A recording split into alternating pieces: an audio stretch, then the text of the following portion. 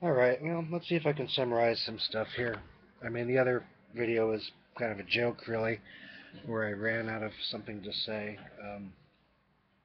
And even my bombastic, everything is a fiction thing, making myself sound so amazing with the music swooning and stuff. But, whatever, that's, nature of marketing and advertising is making yourself sound, bigger than you really are. It's a hyperbole. Everything is awesome, everything is great, everything is wonderful, and we buy it. We all, like to fall for it. We like to believe this is the next best thing, and all that sort of stuff. So I play along with it. It's fun. So yeah. So what have I learned in the past year and a half? Anything new? Yeah, I would say so. Um, let's see. If you want to solve a problem, easiest way is to fold it and fold it again and fold it again. Um, you can start with everything. You got the whole universe, and then you just start narrowing it down from there. Okay, here's everything. I don't know everything. All right, brain's this big, universe is I can't go that big. I can't go that small. I'm human-sized, limited. So okay, we'll start with the theoretical universe, and then okay, we got all the stuff I know, bump, bump, bump, bump, bump, bump, until we get to the Earth, and then you get to like where you live, and then you, and okay, we got you. Um, Now, who are you? Well, a whole bunch of stuff. Um, for one thing, you occupy a space. I'm sitting here in this chair in this location. It could be pointed on a map on a globe that's spinning around like so, and around a sun, and the sun's going around a solar system, and that's going around a local galactic cluster, and whatever. You can study that stuff on your own. It's cool. Um, but we're more than just, the shape of our body. We're also, there's a lot of invisible things that we don't see but feel and experience every day. We're connected to the people around us, to the people we know, the people we talk to, and the people we think about.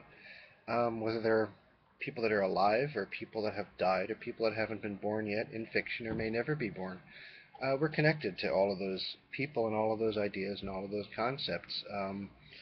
They kind of come together and a unique puzzle that makes us who we are. And but we're still more than that. We're not static. Like this video is a series of frames all stuck together to give the illusion of movement.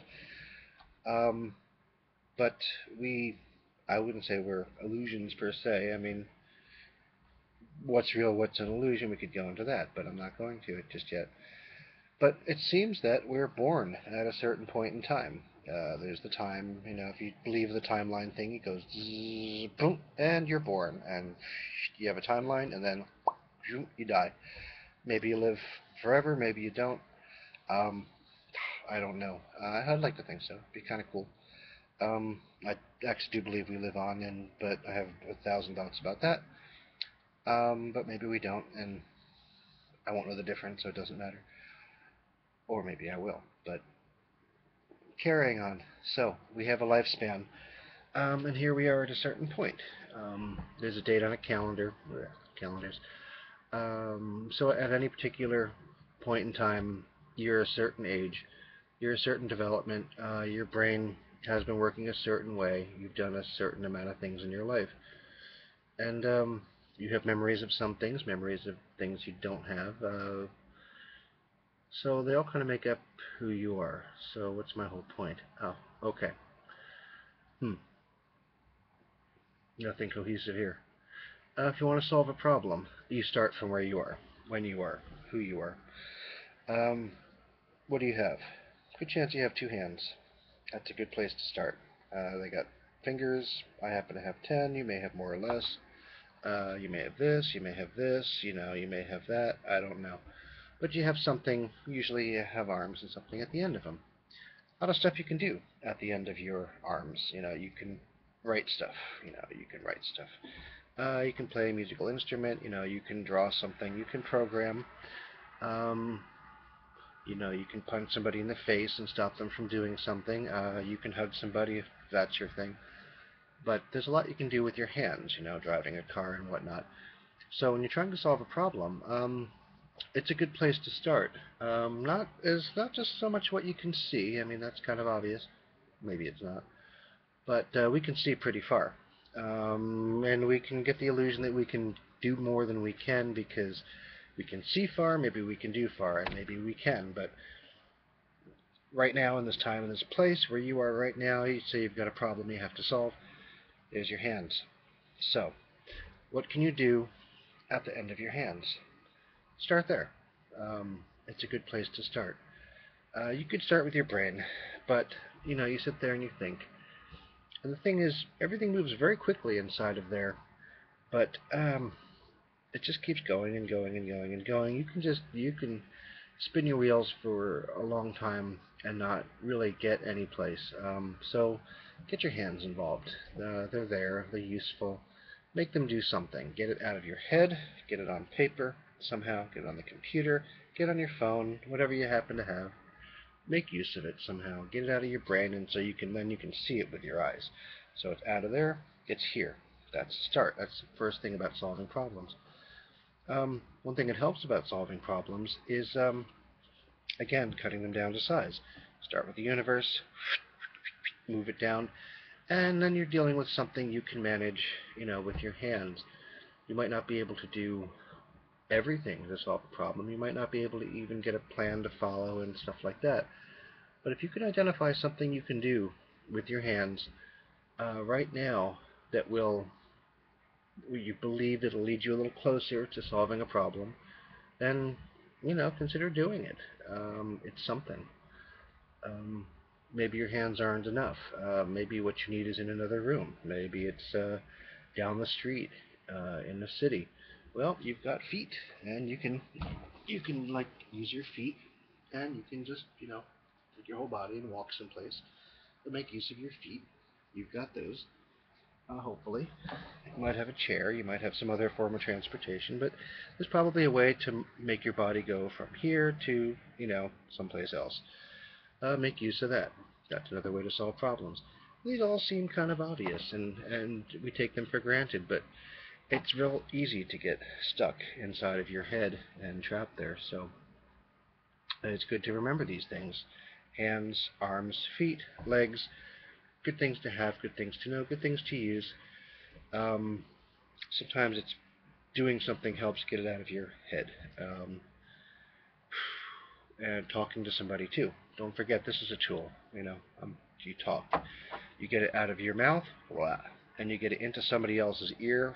They hear it, and it goes into their brain, and so you go back and forth, mouth to ear, mouth to ear. I was going to say ear to mouth, but that doesn't really happen. But it's somebody's mouth to somebody's ear to somebody's brain, out their mouth, back to your ear, and into your brain, out your mouth. And maybe with all that talking, somebody will actually get out and, choke the living crap out of somebody, or, use their feet and do something with it. But you can have action. You can go from talking and listening to some kind of other actions to follow. Can I be any more vague? No. Yes, I can, but I won't. It's about vague enough. So, one thing that helps in solving problems is, again, it's folding them in half. If I want to clean that screen back there, wait, that's not the way to do a square, like that. Okay, it's a big screen. Now, my hands are a certain size. Okay, it's important to know that you have limitations. You can extend them, you can go past them, but you have limitations. Sorry, your brain may be infinite and all that if you believe that sort of thing, but your body is not, and your brain is inside of your body, etc. So, if I want to clean that, I get a certain size hand. So, this is how much I can clean, right here. Okay, see that? That's how much I can clean. Now, I can move it, clean a little more, clean a little more, clean a little more. It's big. This is a problem. How do I clean the whole thing? Well, cut it in half. Diagonals are good. Make a triangle. Okay, and I have a triangle up here, a triangle over here. You clean that one, you clean that one. Okay, great. I got this triangle up here. So what do? Well, the triangle's still too big. So make another triangle right here. Okay. Oops, now I'm starting to make it messy. And you just keep breaking it down like a pizza pie until you get something that you can manage with your hands. And then you start cleaning each of the triangles until you're done. Because once you've cut something in half, whatever it is, you've basically made a triangle. And a triangle has a skinny piece on top, fat piece on the bottom, unless it's like this type. So you start with the skinny part of the triangle, work your way to the fat. It becomes manageable. You can solve any problem by breaking them up into pieces. I call them eating the triangles, eating the pieces of pizza. Um, so there you go. How to solve any problem. Chop it in half, solve one half, solve the other half, bring them together. If two halves don't do it for you, you can do it in thirds. You can do it in fourths. You can do it in fifths. It doesn't matter how many pieces you chop it up in. You don't even have to do it all yourself. That's another thing. The listening and talking thing, there's other people. Uh, if you can have somebody else do the work for you, then by all means, have them do it for you. Be lazy. Sit back and pretend like you don't hear anything until somebody gets frustrated and says, I told you to clean that 1,000 times. If you have to do anything, you have to do it yourself. I'll just do it myself. Okay. Then that person goes and does the thing you don't want to do. They'll look at you bad. They'll think poorly of you. They may even not give you ice cream next time it comes around as a punishment. But it all depends what you want to do. And, you know, ought tos and shoulds, how important are they to you? You have to decide that sort of thing. But I don't think it's necessary to get stressed about stuff. You can accomplish anything you want to. You don't even have to do it yourself. You can have others do it instead of you. Um, that's where imagination is important too. If you can imagine something being accomplished that you can't do yourself or you don't feel like you can, um, even just imagining that someday somebody out there will do it for you, or it will be done for humanity, um, you might have to be satisfied with that. You might have to be satisfied that someday in the future there'll be peace and harmony on Earth, so you don't have to solve it yourself. You can solve other issues that are more manageable for you, um, etc. So, a lot more I could say, but that's me rambling for 12 minutes and 40 seconds. I'm impressed with myself. If anybody hears this and if it makes any sense to anybody at all, I'll be kind of shocked. But I thought, let's just open my mouth and see what vomit comes out. So, there. One of the results from my studying. Okay.